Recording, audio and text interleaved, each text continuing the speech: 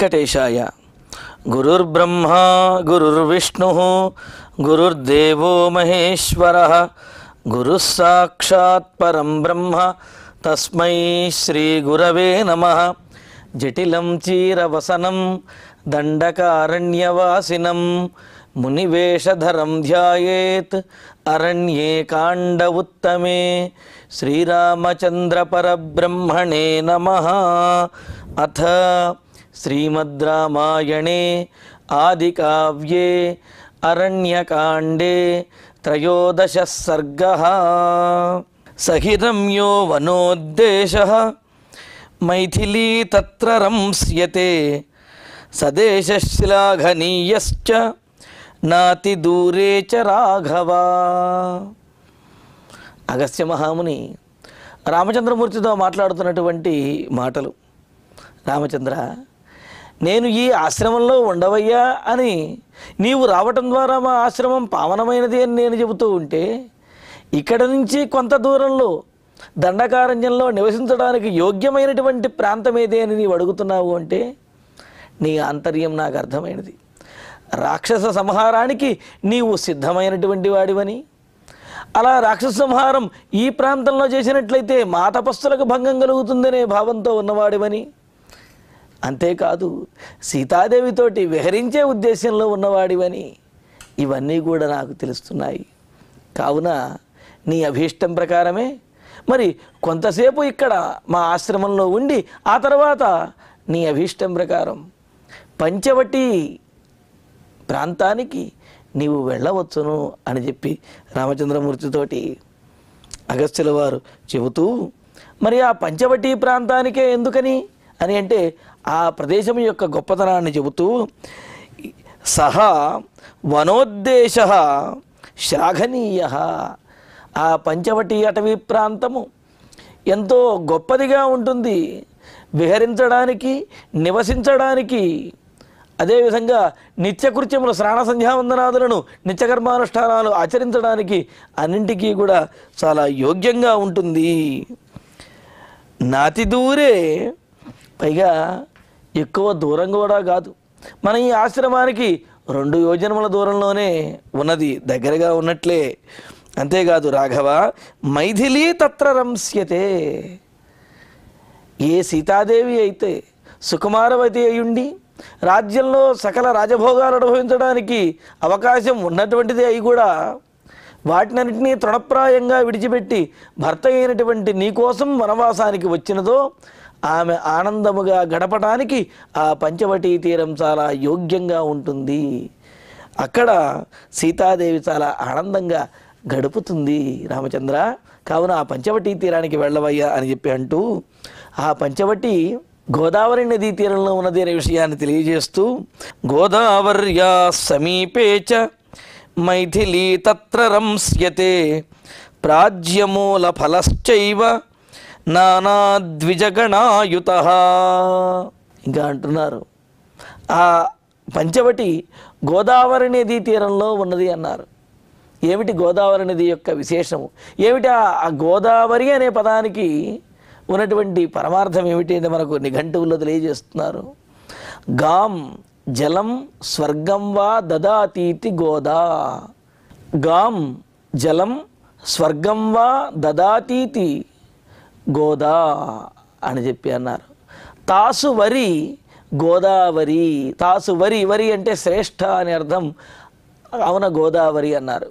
అంటే స్వర్గమును కానీ జలమును కానీ ఇచ్చేటటువంటి నదిని గోదా అని అన్నట్లయితే అటువంటి నదులలో శ్రేష్టమైనటువంటిది కావున గోదావరి అని ప్రత్యేకంగా చెప్పారన్నమాట. అంటే పవిత్రమైనటువంటి జలములతోటి స్వర్గాది ఉత్తమ లోకములను అనుగ్రహించేటటువంటి నదిని గోదావరి అని కీర్తించారు. అందుకనే గోదావరి స్నానం కూడా చాలా విశేషమైనటువంటి పుణ్య ఫలితాలను ఇస్తుంది అని మనకు పెద్దలు చెబుతూ వచ్చారు. అటువంటి గోదావరి తీరంలో పంచవటి ఉన్నది అని అంటూ, గోదావర్యా సమీపేచ అని ప్రాజ్య మూల ఫలశ్చైవ, అధికమైనటువంటి విరివిగా కాసేటటువంటి ఫలములతోటి, అదేవిధంగా కందమూలములతోటి కూడా పుష్కలంగా ఆహారం లభించేటటువంటి ప్రదేశము. అంతేకాదు నానా ద్విజగణాయుత. ద్విజ శబ్దానికి పక్షి అని అర్థం, ఇంతకుముందు కూడా అనుకున్నాం. ద్విహి జాయతే, 2 సార్లు పుడుతుంది కాబట్టి పక్షి అన్నారు. ఎలా 2 సార్లు అంటే తల్లి గర్భంలోంచి గుడ్డు రూపంలో ఒకసారి పుడుతుంది, గుడ్డు నుంచి పిల్ల రూపంలో మరోసారి పుడుతుంది. కావున పక్షిని ద్విజ అని చెప్పి అన్నారు. అటువంటి నానా ద్విజగణాయుత, అనేక విధములైనటువంటి పక్షులతోటి, పక్షుల యొక్క గుంపులతోటి, చాలా కిలకిలారావములతోటి, చాలా సందడిగాను ఆనందకరంగా ఉండేటటువంటిది. వివిక్తశ్చ, అంతేకాదు జనులెవ్వరూ కూడా అక్కడ, మరి అటవీ ప్రాంతం కదండి, ఎంత మనోహరంగా రమణీయంగా ఉన్నప్పటికీ కూడా అడవిలో ఉండరు కదా. అందుకని అక్కడ వివిక్త, జనులెవ్వరూ లేనటువంటి ఏకాంత ప్రదేశం అది. గోదావరి తీరము అంటే నదీ జలకాలాడడానికి చాలా ఆనందకరంగాను అనుకూలంగాను ఉండేది. అనేకమైనటువంటి పక్షులు, పక్షులు సాధు జంతువులు నివసించేటటువంటి ప్రదేశము, జింకలు, లేడులు మొదలైనటువంటి సాధు జంతువులు నివసించే ప్రదేశము. కావున చూడడానికి చాలా రమ్యంగా ఉంటుంది. దీనితో పాటుగా అనేకమైనటువంటి ఫలములు, పుష్పములు, అదేవిధంగా కందమూలములు లభించేటటువంటి ప్రదేశము. ఆహారానికి లోటు లేదు, అంతే కదండి. ఆహారానికి, నీటికి లోటు లేనటువంటి ప్రదేశమే నివసించడానికి యోగ్యమైనటువంటి ప్రదేశంగా మనకు పెద్దలు చెప్పారు. అలా ఏకాంతమైనటువంటిది పుణ్య. ఏకాంతమైనదని ప్రత్యేకంగా ఎందుకు చెప్పారు అంటే, నీవు సీతాదేవితో కలిసి విహరించడానికి యోగ్యమైనటువంటి ఏకాంతమైనటువంటి ప్రదేశము రామచంద్ర. అంతేకాదు పుణ్యప్రదమైనటువంటి ప్రదేశము. తథా రమ్యశ్చ, సుందరమైనటువంటి ప్రదేశము అని అంటూ, మహాబాహో మైథిలి తత్ర రంస్యతే. గొప్ప బాహుబల పరాక్రమం కలిగినటువంటి ఓ రామచంద్ర, అక్కడ సీతాదేవి ఎంతో ఆనందంగా గడుపుతుంది నాయన అని అన్నారు. ఇక్కడ ఈ సందర్భంలో ఒకటి చూడండి, మహాబాహో అని సంబోధించాడు. ఇక్కడ సీతాదేవితో సరసంగాను, సీతాదేవితో ఆనందంగా గడుపుతావు అనే విషయాన్ని చెప్పేటప్పుడు కవి సరసమైనటువంటి పదాలను వాడాలి. మన్మథ అనో, లేకపోతే సౌమ్య అనో, సరస అనో, ఇలాగా అంటే సరసమైనటువంటి పదములు వాడవలసి ఉండగా, సరసమైనటువంటి పదములను ప్రయోగించవలసి ఉండగా ఇక్కడ మహాబాహో అని ప్రయోగించాడు. అంటే ఆ ప్రాంతము రమ్యంగాను విహరించడానికి ఎంత యోగ్యంగా ఉన్నదో, అదేవిధంగా నీ బాహుబలం చూపించవలసినటువంటి సమయం అక్కడ నీకు కలుగుతుంది, అటువంటి సందర్భం అక్కడ వస్తుంది అని అన్నాడు. అంటే కేవలము ఆ గోదావరి తీరంలో విహరిస్తూ పంచవటిలో చక్కగా అందచందాలను వాటిని చూస్తూ ఆనందంగా గడపడమే కాదు, అక్కడ నీవు యుద్ధం చేయవలసినటువంటి పరిస్థితి, సావధానంగా ఉండవలసినటువంటి పరిస్థితి కూడా ఉన్నది. కావున జాగ్రత్తగా ఉండాలనే విషయాన్ని గుర్తు చేస్తూనే, మహాబాహో నీ భుజవీర్య పరాక్రమములను చూపించి ఖరదూషణాది రాక్షసులను సంహరించవలసినటువంటి ప్రదేశము అదే అనే విషయాన్ని సూచనప్రాయంగా చెబుతూ, నీ పరాక్రమాన్ని చూపించవలసినటువంటి ప్రదేశము కూడా అదే, సీతాదేవితో విహరించవలసినటువంటి ప్రదేశము, నీ పరాక్రమాన్ని చూపించవలసినటువంటి ప్రదేశము కూడా అదే అనే విషయాన్ని గుర్తు చేస్తూ ఈ సందర్భంలో మహాబాహో అని రాముడిని సంబోధించారన్నమాట. ఇంకా అంటూ, భవానపి సదారశ్చ శక్తశ్చ పరిరక్షణే అపి చాత్ర వసన్ రామ తాపసాన్ పాలయిష్యతి తాపసాన్ పాలయిష్యసి. రామభద్ర, భవానపి నీవు కూడా, మరి ఆ ప్రాంతం అంత రమణీయంగా ఉంటుందని చెప్పాడు కదా, నీవు కూడా సదారహ భార్య అయినటువంటి సీతాదేవితో కూడి అక్కడ చక్కగా నివసిస్తూ, పరిరక్షణే, ఎవరి పరిరక్షణ? తాపసానాం పరిరక్షణే. తపస్విజనులని, దండకారణ్యంలో ఉన్నటువంటి తపస్విజనులు, ఋషులు ఎవరైతే ఉన్నారో వారందరినీ కూడా రక్షించడానికి శక్తశ్చ, నీవు సమర్థుడివి. ఆ పంచవటీ తీరంలో కనుక నీవు ఉన్నట్లయితే సీతాదేవితో విహరిస్తూ ఆనందంగా గడపడానికి, రాక్షస సంహారం చేసి మునులందరినీ రక్షించడానికి, అన్నిటికీ కూడా యోగ్యమైనటువంటి ప్రదేశము, అందులో నీవు సమర్థుడమైనటువంటి వాడివి. ఇంకా అపిచ తత్ర వసన్, అంటున్నాడు. మరి ఆ పంచవటి ప్రాంతంలోనే నీవు చక్కగా నివసిస్తూ తాపసాన్ పాలయిష్యతి, ఋషులందరినీ కూడా సంరక్షించగలుగుతావు. అంటే ఏమిటి? స్వామి కార్యం స్వకార్యం అన్నట్లుగా రామచంద్రుడు దండకారణ్యంలో వచ్చిన తర్వాత ఆ మహర్షులందరూ కూడా అడిగారు కదా, రాక్షసులందరూ మమ్మల్ని పీడిస్తున్నారు, మమ్మల్ని రక్షించు ప్రభు అని చెప్పి ఆ విధంగా తనను ఆశ్రయించినటువంటి ఆ మునుల యొక్క రక్షణ, వారి యొక్క పాలన అక్కడ నుంచి చేయవచ్చును. అంతేకాదు నీతో పాటు వచ్చినటువంటి సీతాదేవిని ఆనందపరుస్తూ ఆ గోదావరి తీరంలో పంచవటి ప్రాంతంలో చక్కగా విహరించవచ్చును ఏకాంతంలో. కావున రామచంద్ర, పంచవటి తీరమే, పంచవటి ప్రాంతమే నీవు నివసించడానికి యోగ్యమైనది అని అంటూ, ఏతదా లక్ష్యతే వీర మధుకానాం మహద్వనం ఉత్తరేణాస్య గంతవ్యం న్యగ్రోధమభిగచ్చత. మరి పంచవటి తీరానికి వెళ్ళమని చెప్పారు కదా, అది ఎక్కడ ఉన్నది అని అంటే అగస్త్యుల వారి యొక్క ఆశ్రమం నుండి ఎలా వెళ్ళాలో చెబుతున్నారు. 2 యోజనముల దూరంలో ఉన్నది అని చెప్పారు కదా. మరి ఎలా వెళ్ళాలి అంటే అగస్త్యుల వారి యొక్క ఆశ్రమం దగ్గర ఆ మధుక వృక్షములు అని చెప్పి అన్నారు. మధుక వృక్షములు అంటే ఇప్ప చెట్లు.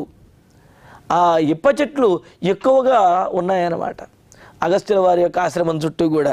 అవి చూపిస్తూ, వీరా రామచంద్ర, ఏతత్ మధుకానాం, ఇదిగో ఈ ఇప్ప చెట్ల యొక్క మహద్వనం, పెద్దదైనటువంటి గుబురుగా ఉన్నటువంటి బాగా దట్టంగా ఉన్నటువంటి ఈ ఇప్ప చెట్ల యొక్క అడవి వనం ఏదైతే ఉన్నదో ఆలక్ష్యతే, ఈ వనానికి ఉత్తరంగా అస్య న్యగ్రోధం అభిగచ్చత ఉత్తరేణ గంతవ్యం. ఇదిగో ఈ ఇప్ప చెట్ల యొక్క వనమును దాటి అక్కడ దాటిన తర్వాత అక్కడ ఒక వృక్షము ఉంటుంది, అదే పెద్ద మర్రి చెట్టు ఉంటుంది. మరి అక్కడ నుంచి ఉత్తర మార్గంగా అభిగచ్చత, న్యగ్రోధం అభిగచ్చత, మర్రి చెట్టుకి ఎదురుగా దగ్గరగా వెళ్ళి ఉత్తరేణ దిశ గంతవ్యం, ఉత్తర దిక్కుగా నీవు అక్కడ నుంచి ముందుకు వెళ్ళవలసి ఉన్నది. అంటే ముందు మన ఆశ్రమ ప్రాంతంలో ఉన్న ఇప్ప చెట్ల యొక్క ఈ అడవిని దాటి ఆ తర్వాత అక్కడ ఉన్నటువంటి మర్రి చెట్టుని దాటి ఆ మర్రి చెట్టు దగ్గర నుంచి ఉత్తర దిశగా నీవు ప్రయాణించి వెళ్ళినట్లయితే అక్కడ పంచవటి ప్రాంతం కనిపిస్తుంది అని చెప్పి అన్నారు. పంచవటి ఆశ్రమం 5 మర్రి చెట్లు కలిగి ఉన్నది కావున అది పంచవటి అనే అర్థం కూడా మనం చెప్పుకున్నాం. చాలా విశేషమైనటువంటి ప్రదేశంగా చెప్పారు. ఇలాగా అగస్త్యుల వారు ఆ ఆశ్రమం నుండి పంచవటికి వెళ్ళవలసినటువంటి మార్గాన్ని కూడా చక్కగా నిర్దేశించారు. ఆ తర్వాత అగస్త్యేనైవ ముక్తస్తు రామ సౌమిత్రిణా సహ సత్కృత్యా మంత్రయామాస తమృషిం సత్యవాదినం. ఇంకా అగస్త్యుల వారు ఈ విధంగా ఆదరంతో ఆ మార్గాన్ని కూడా సూచించేటప్పటికీ ఏవముక్త, ఇంత అనుకూలంగా అనునయంగా ఆదరంగా చెప్పినటువంటి వారి మాటలు విని సౌమిత్రిని ఆసహ రామ, తమ్ముడైనటువంటి లక్ష్మణస్వామితో కూడినటువంటి రామచంద్రుడు సత్యవాదినం తం, సత్యవాది అయినటువంటి ఆ మహర్షిని, అగస్త్య మహర్షిని సత్కృత్య, సత్కరించి గౌరవించి వారి యొక్క మాట ప్రకారము కొంతసేపు ఆ ఆశ్రమంలో ఉండి వారిని సేవించి ఆమంత్రయామాస, మహర్షి ఇక నేను మీరు చెప్పిన విధంగా పంచవటికి బయలుదేరి వెళతాను, అనుమతి ఇవ్వండి అని చెప్పి అగస్త్యుల వారిని రామచంద్రమూర్తి అడుగుతూ ఉన్నాడు. అడుగుతూ తౌతు తేనాభ్యనుజ్ఞాతౌ కృతపాదాభివందనౌ తదాశ్రమాత్ పంచవటీం జగ్మతు సహ సీతయా. ఇంకా తేన అభ్యనుజ్ఞాతౌ, రామచంద్రమూర్తి ఇలా అడిగితే ఎవరు కాదనగలరు? అందుకనే మరి రాముడు అడిగిన వెంటనే అగస్త్యుల వారు కూడా తౌతు తేనాభ్యనుజ్ఞాతౌ కృతపాదాభివందనౌ తదాశ్రమాత్ పంచవటీం జగ్మతు సహసీతయా అని అంటూ ఆ అగస్త్య మహర్షి యొక్క అనుజ్ఞను తీసుకున్నటువంటి రామలక్ష్మణుడు అంటే సీతారాములు, అదేవిధంగా లక్ష్మణుడు కూడా కృతపాదాభివందనౌ, వారికి పాదాభివందనం చేసి వారి యొక్క ఆశీస్సులను తీసుకుని సీతయా సహా తదాశ్రమాత్, ఇక సీతాదేవితో కూడిన వారైన వారు ఇంకా అప్పుడు ఆ ఆశ్రమం నుండి బయలుదేరి పంచవటీం జగ్మతు, పంచవటి ప్రాంతానికి సీతారామ లక్ష్మణులు బయలుదేరి వెళ్ళారన్నమాట. గృహీత చాపౌతు నరాధిపాత్మజౌ విషక్తతూణౌ సమరేష్వకాతరౌ యథోపదిష్టేన పదా మహర్షిణ ప్రజగ్మతు పంచవటీం సమాహితౌ. ఈ విధంగా మహర్షికి నమస్కరించి వారు బయలుదేరారు అని చెప్పారు. ఇక్కడ ఏదైనా ఒక ప్రధానమైనటువంటి కార్యానికి, ముఖ్యమైనటువంటి కార్యరీత్యా వెళుతున్నప్పుడు పెద్దల యొక్క ఆశీస్సులు తీసుకుని వెళ్ళడం అనేది అది సంప్రదాయము, అది శుభశకునము, అది కార్యసాధనకు కారణమవుతూ ఉంటుంది. ఎందుకు అంటే పెద్దల యొక్క ఆశీస్సులు ఎప్పుడూ కూడా వ్యర్థమవ్వవు. వారి మాటల్లో ఉన్నటువంటి ఆంతర్యం కూడా ఎప్పుడూ తప్పదు, అది జరిగి తీరుతుంది అని చెప్పి ఇక్కడ ఈ సందర్భంలో పంచవటీ తీరానికి వెళ్ళమని చెబుతున్నటువంటి సందర్భంలోనే అంతకు ముందుగా అగస్త్యుల వారు అతిథి మర్యాద గురించి చెప్పారు ఒకటి. దానికంటే మరో మాట కూడా చెప్పారు, నిన్ను ఆశ్రయించి నీకోసం వచ్చినటువంటిది సీతాదేవి, కావున ఆమె ఏది కోరినా సరే నీవు ఇవ్వాలి, ఏది కోరినా సరే కాదనకుండా తీర్చాలి అని చెప్పి రాముడికి చెప్పారు. ఇవి చెప్పిన తర్వాత పంచవటీ తీరానికి వెళ్ళి విహరించవయ్యా అని చెబుతూనే మహాబాహో అంటూ అక్కడ నీవు నీ భుజబలాన్ని కూడా ప్రదర్శించవలసి ఉంటుంది అనే ఉద్దేశాన్ని చెప్పారు. అంటే పంచవటీ తీరంలో, పంచవటీ సమీపంలో, ఆ ప్రాంతంలో జరగబోయేటటువంటి సన్నివేశాలు ఏవైతే ఉన్నాయో, ఘటనలు ఏవైతే ఉన్నాయో వాటినన్నిటినీ కూడా సూచనప్రాయంగా అగస్త్యుల వారు ఈ సర్గలో తెలియజేశారు. తెలియజేసి మరి ఆ పంచవటీ తీరంలో విహరించమని అనుమతిచ్చారు. సీతారామ లక్ష్మణులు కూడా వీరికి నమస్కరించి వీరి యొక్క ఆశీస్సులను తీసుకుని ఆ ఆశ్రమం నుంచి బయలుదేరి పంచవటికి వెళుతున్నారు. అక్కడ చూడండి, సమరేషు అకాతరౌ అని అంటూ ఆ 27వ శ్లోకంలో గృహీత చాపౌతు నరాధిపాత్మజౌ విషక్తతూణౌ సమరేష్వకాతరౌ యథోపదిష్టేన పదా మహర్షిణ ప్రజగ్మతు పంచవటీం సమాహితౌ అని అంటూ సమరేషు అకాతరౌ, యుద్ధంలో ఏమాత్రము వెనుకడుగు వెయ్యనటువంటి వారు, భయమనేదే లేనటువంటి వారు.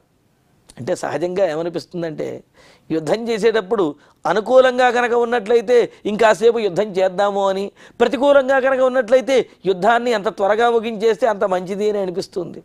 కానీ రామలక్ష్మణుల యొక్క విశేషం ఏమిటి అంటే యుద్ధము అనుకూలంగా ఉన్నా ప్రతికూలంగా ఉన్నా సరే వీరు మాత్రం వెనుకడుగు వేసేటటువంటి పరిస్థితి లేదు.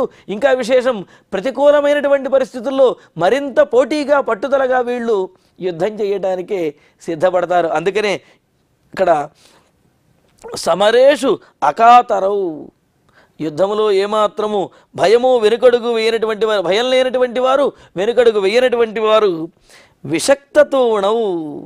ఇంకా అగస్త్యుల వారు మరి అమ్ముల పొదలను ఇచ్చారు కదా, ఆ అమ్ముల పొదలను కూడా చక్కగా భుజానికి ధరించినటువంటి వారై, ఇంకా గృహీత చాపౌ, తమ ధనుస్సులను ధరించిన వారై. ఇంతకుముందు పదంలో విషక్త తూణౌ అని అన్నారు. తూణీ శబ్దం కదండి అని అంటే తూణ శబ్దం కూడా అంబుల పొది అనే అర్థంలో తూణ శబ్దం కూడా మనకు నిఘంటువుల్లో కనిపిస్తున్నది. కావున ఇక్కడ తూణ శబ్దం, అందుకనే తూణౌ అని చెప్పి అమ్ముల బొదులనే అర్థంలో తూణవు అనే ప్రయోగం చేశారు. ఈ విధంగా విషక్త తూణౌ, భుజములకు చక్కగా అమ్ముల బొదులను ధరించినటువంటి వారై, అలాగే గృహీత చాపౌ, ధనుస్సులను ధరించి నరాధిపాత్మజౌ, దశరథ మహారాజు యొక్క కుమారులు అనేటువంటి రామలక్ష్మణులు ఇరువురు కూడా మరి అక్కడ నరాధిపాత్మజౌ అని చెప్పడంలో వారి యొక్క సుక్షత్రియ వంశము గురించి, వారి యొక్క ఆహార్యము గురించి, వారి ధైర్యాన్ని గుర్తు చేస్తూ ఈ విధంగా దశరథాత్మజో, దశరథ మహారాజు యొక్క కుమారులు అనే విశేషాన్ని చెప్పారు. మహర్షిణ యథోపదిష్టేన, ఇటువంటి రామలక్ష్మణులు అగస్త్య మహాముని ఏ విధంగా అయితే ఆ మార్గాన్ని తెలియజేశారో ఆ మార్గాన్ని అతిక్రమించకుండా ఆ మార్గాన్ని అనుసరించి వాళ్ళు వెళుతూ పదా సమాహితౌ, ఏకాగ్రచిత్తులై సావధానంగా ఉంటూ చాలా జాగ్రత్తగా వారు చెప్పినటువంటి మార్గాల్లో ప్రయాణిస్తూ పంచవటీం ప్రజగ్మతు, పంచవటి ప్రాంతానికి రామలక్ష్మణులు చేరుకున్నారు. అంటే సీతారామ లక్ష్మణులు పంచవటి ప్రాంతానికి చేరుకున్నారు అన్నారు. దీనితోటి ఈ సర్గ పూర్తవుతున్నది. గృహీత చాపౌతు నరాధిపాత్మజౌ విషక్తతూణౌ సమరేష్వకాతరౌ యథోపదిష్టేన పదామహర్షిణ ప్రజగ్మతు పంచవటీం సమాహితౌ. ఇత్యార్షే శ్రీమద్ రామాయణే ఆదికావ్యే అరణ్యకాండే 13వ సర్గః. ఇంకా 14వ సర్గ ప్రారంభించుకుందాము. అథ శ్రీమద్ రామాయణే ఆదికావ్యే అరణ్యకాండే 14వ సర్గః. అథ పంచవటీం గచ్చన్ అంతరా రఘునందనః ఆససాద మహాకాయం గృధ్రం భీమపరాక్రమం. 13వ సర్గలో అగస్త్యాశ్రమం నుండి బయలుదేరి సీతారామ లక్ష్మణులు పంచవటీ తీరానికి వెళ్ళారు అని చెప్పుకున్నాం. అయితే అగస్త్యాశ్రమం నుండి పంచవటీ ప్రాంతానికి వచ్చే మధ్యలో కొన్ని విశేషాలు జరిగాయి. ఆ విశేషాలను మనకు తెలియజేస్తున్నారు.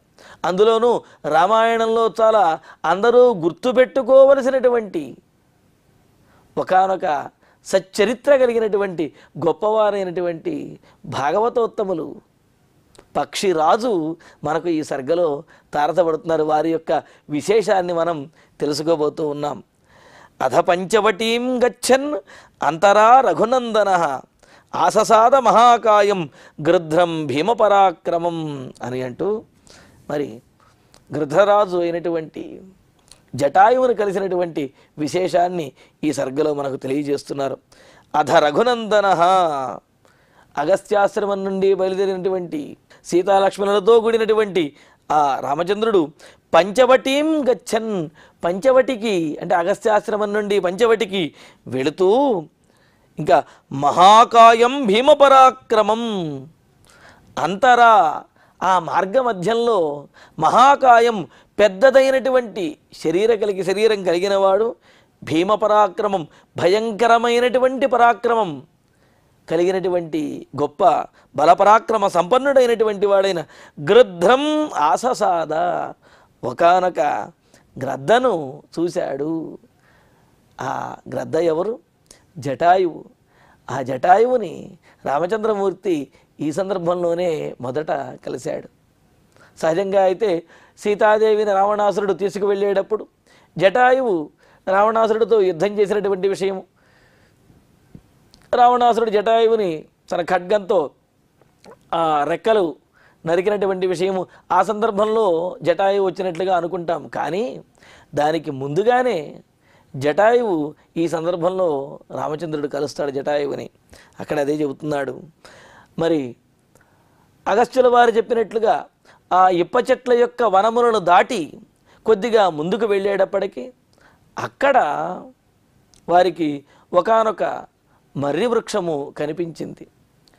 ఆ మర్రి వృక్షం దాటిన తర్వాత ఎత్తైనటువంటి కొండ ప్రాంతము, చెట్లు లేనటువంటి ఎత్తైనటువంటి పీఠభూమి అంటారు కదా, ఆ పీఠభూమి ప్రాంతము, ఆ పీఠభూమి ప్రాంతాన్ని దాటి మరికొద్దిగా ముందుకు వెళితే పర్వతం సమీపంలో పంచవటి ప్రాంతము కనిపిస్తుంది అని చెప్పి ఈ విధంగా అగస్త్యుల వారు చెప్పారు కదా. మరి ఈ ఇప్ప చెట్ల యొక్క వనమును దాటి ముందుకెళ్ళిన తర్వాత ఆ మర్రి చెట్టు మీద గృధ్రరాజు ఈ జటాయువు కనిపించాడు. అక్కడ ఆససాద, గృధ్రం ఆససాద, ఒకానొక గర్దను రామలక్ష్మణులు చూశారు. చూసి తం దృష్ట్వా తౌ మహాభాగౌ వటస్థం రామలక్ష్మణౌ మేనాతే రాక్షసం పక్షిం బ్రువాణౌ కో భవానితి. మహాభాగౌ, గొప్ప భాగ్యవంతులైనటువంటి వారైన, అదృష్టవంతులైనటువంటి వారైన తౌ, ఆ రామలక్ష్మణులు ఇద్దరూ కూడా వటస్థం తం, మర్రి చెట్టు మీద ఉన్నటువంటి అగస్త్యుల వారు చెప్పినటువంటి ఆ మర్రి చెట్టు మీద ఉన్న తం పక్షిం ఆ పక్షిని చూసి, ఇక్కడ పక్షిణం అని ప్రయోగించాలి, పక్షిం అని ప్రయోగం ఇది ఛాందస ప్రయోగంగా ఆర్ష ప్రయోగంగా మనం భావించాలి. కావున తం పక్షిం ఆ పక్షిరాజుని చూచి భవాన్ కహ ఇతి నీవెవరువు అని చెప్పి రామలక్ష్మణులు ఆ పక్షిరాజుని అడిగారు. బ్రువాణవు పలుకుతూ రాక్షసం మేనాతే, సామాన్యమైనటువంటి పక్షి అయితే ఇంత పెద్ద పెద్ద రెక్కలతోటి పెద్ద భయంకరంగా కనిపిస్తూ అంత పెద్ద కాయంతో ఉండదు కదా, మరి ఇదేదో రాక్షసమాయలాగా రాక్షసుడిలాగా ఉన్నది అని చెప్పి అనుకుంటూ ఆ పక్షిని నీవెవరవు అని అడుగుతూనే ఆ పక్షిని చూచి రాక్షసుడు అని చెప్పి అనుకున్నారట రామలక్ష్మణులిద్దరూ కూడా. అనుకుని సతౌ మధురయా వాచ సౌమ్యయా ప్రీణయన్నివ ఉవాచ వత్సమాం విద్ధి వయస్యం పితురాత్మనః. ఆ పక్షి కూడా రామలక్ష్మణుల్ని చూస్తూ ఉన్నది. అలా చూస్తున్నటువంటి పక్షిని చూసి వీరేమో రాక్షసుడా లేకపోతే ఇంకెవరా అని చెప్పి సందేహంగా అడుగుతూ ఉంటే ఆ పక్షి వీరిద్దరినీ కూడా తెరిపారా చూచి వీరు దశరథ మహారాజు యొక్క కుమారుడు అనే విషయాన్ని గ్రహించి, చూడండి కొంతమందిని చూస్తే నువ్వు ఫలానా వారి అబ్బాయివా అని ప్రత్యేకంగా చెప్పవలసిన అవసరం లేదు, వారి పోలికలే తెలియజేస్తాయి వీరు వారి యొక్క కుమారుడు అని చెప్పి. అదేవిధంగా వీరి యొక్క రాచరిక లక్షణములు ఇవన్నీ చూసేటప్పటికీ, సాముద్రిక లక్షణములు వారి పోలికలు ఇవన్నీ చూసేటప్పటికీ ఆ జటాయువుకి అర్థమైనది వీరు దశరథ మహారాజు యొక్క కుమారులు అని చెప్పి. అందుకనే ఇంకా సహా ఆ పక్షిరాజు జటాయువు తౌ మధురయా వాచ, రామలక్ష్మణులిద్దరినీ కూడా మధురయా చాలా మృదుమధురమైనటువంటి సౌమ్యమైనటువంటి అంటే చాలా మెల్లగా శాంతంగా సౌజన్యంతో వాచ మాటలతో ప్రీణయన్నివ సంతోషపెట్టే విధంగా మాట్లాడుతూ వత్స నాయన కుమార మాం ఆత్మనః పితుః వయస్యం విద్ధి, నన్ను మీ తండ్రి గారికి స్నేహితుడిగా తెలుసుకోవయ్యా, మీ తండ్రి గారి స్నేహితుడిని నేను అని చెప్పి అన్నాడు.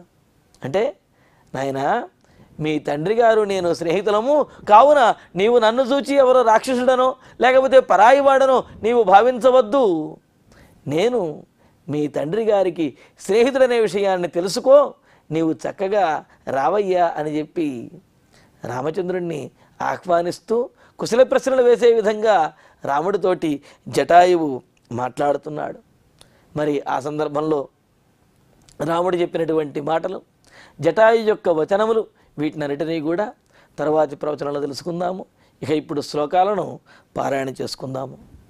సహిరమ్యో వనోద్దేశః మైథిలీ తత్ర రంస్యతే సదేశశ్లాఘనీయశ్చ నాతి దూరే చ రాఘవ గోదావర్యా సమీపే చ మైథిలీ తత్ర రంస్యతే ప్రాజ్యమూలఫలశ్చైవ నానాద్విజగణాయుతః వివిక్తశ్చ మహాబాహో పుణ్యో రమ్యస్తథైవ చ భవానపి సదారశ్చ శక్తశ్చ పరిరక్షణే అపి చాత్ర వసన్ రామ తాపసాన్ పాలయిష్యసి ఏతదా లక్ష్యతే వీర మధుకానాం మహద్వనం ఉత్తరేణాస్య గంతవ్యం న్యగ్రోధమభిగచ్చత తతస్థలముపారుహ్య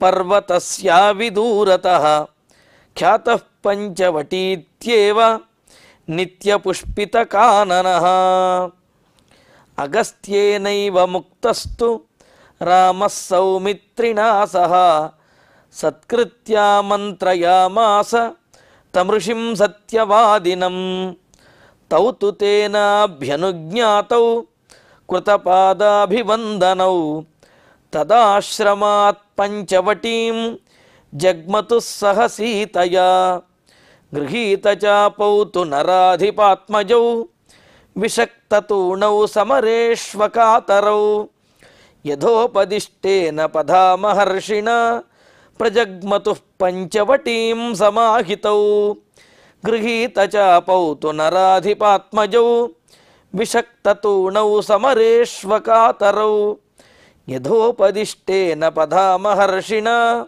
ప్రజగ్మతుః పంచవటీం సమాహితౌ ఇత్యార్షే శ్రీమద్ రామాయణే ఆదికావ్యే అరణ్యకాండే త్రయోదశः సర్గः. అథ శ్రీమద్ రామాయణే ఆదికావ్యే అరణ్యకాండే చతుర్దశः సర్గः. అథ పంచవటీం గచ్చన్ అంతరా రఘునందనః ఆససాద మహాకాయం గృధ్రం భీమపరాక్రమం.